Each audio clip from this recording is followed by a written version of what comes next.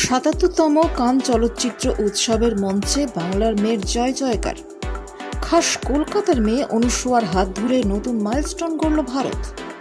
কান চলচ্চিত্র উৎসবের মঞ্চে সেরা অভিনেত্রী পুরস্কারে সম্মানিত হয়েছেন বাঙালি পরিচালক অঞ্জন দত্তের ছবির নায়িকা অনুসুয়া সেনগুপ্ত।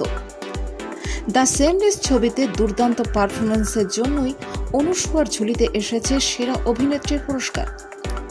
উল্লেখ্য, অনুসুয়াই প্রথম ভারতীয় যিনি ৭৭তম কান চলচ্চিত্র উৎসবের মঞ্চে প্রথমবার সেরা অভিনেত্রী হিসেবে সম্মানিত হলেন। বিশ্বের দরবারে অঞ্জনের ছবির নায়িকা অনুসুয়ার সাফল্যে গর্বিত অঞ্জন দত্ত। তিনি বলেন, অনুসুয়া ভীষণ ট্যালেন্টেড। ম্যাডলি বাঙালিতে যারা কাজ করেছেন প্রত্যেকেই খুব প্রতিভাবান, এখন সকলেই প্রতিষ্ঠিত। অনুসুয়ার ডাকনাম তিনি। ও মুম্বাই চলে যায় শুধু অভিনয় করছে এমনটা কিন্তু নয়, বিভিন্ন ডিপার্টমেন্ট কাজ করতে করতেই অভিনয়কে রপ্ত করেছে। আমার প্রথমেই মনে হয়েছিল ও খুব ভালো একজন অভিনেত্রী। সকালে আমার ছেলে নীল খবরটা দিয়েছে, শুনে ভীষণ আনন্দ হয়েছে। ওর জন্য আমার গর্ব হচ্ছে, আমি শুভেচ্ছা জানাচ্ছি।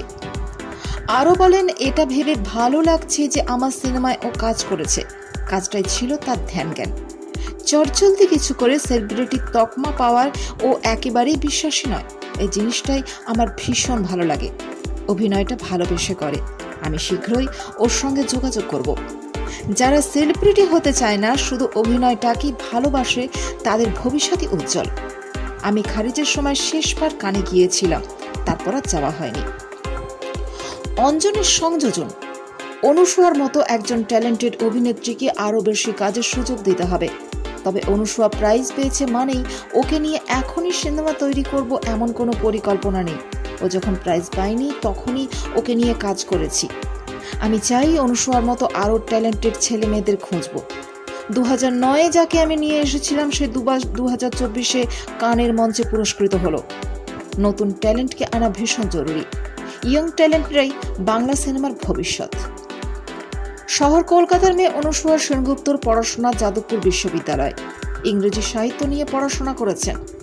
দক্ষিণ কলকাতার লেক গার্ডেন্সে অনুসুয়ার বাড়ি। মুম্বাইয়ে প্রোডাকশন ডিজাইনারে কাজ করেন অনুসুয়া সেনগুপ্ত। সেরা অভিনেত্রী হিসেবে কানের আনসার্টেন রিগার্ড বিভাগের পুরস্কার পেয়ে এখন বাংলার মেয়েকে নিয়ে উচ্ছ্বাস গোটা দেশের।